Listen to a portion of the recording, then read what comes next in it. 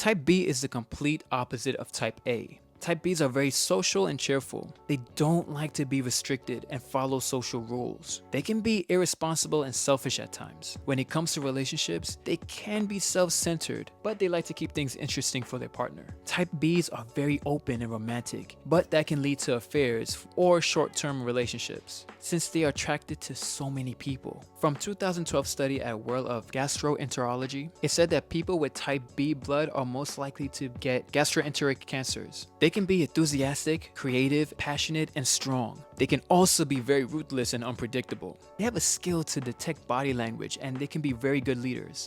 They lose interest easily, but have a strong sense of curiosity. Type B is best matched with type AB or type O, but not with type A. With type A, it's just not gonna work out. They're just too different from each other. With type B, it sounds like a perfect pair, but if things go south, then it may not look so good. With type AB, they both respect each other's values. If both really don't get in the other way of each other, things just might go well. With type O is a great pairing. You have type O being very patient, and then you have type B being very free. So I didn't know shit about blood types until I was looking up a few articles on how Japanese people find blood types to be very important when it comes to dating. So it made me wonder, like, what are these personality blood types? And is it true? Like, do you know any friends or family members or partners that fall into those categories? Like, let us know. Like, I'm super curious to know what, like, I want to know facts.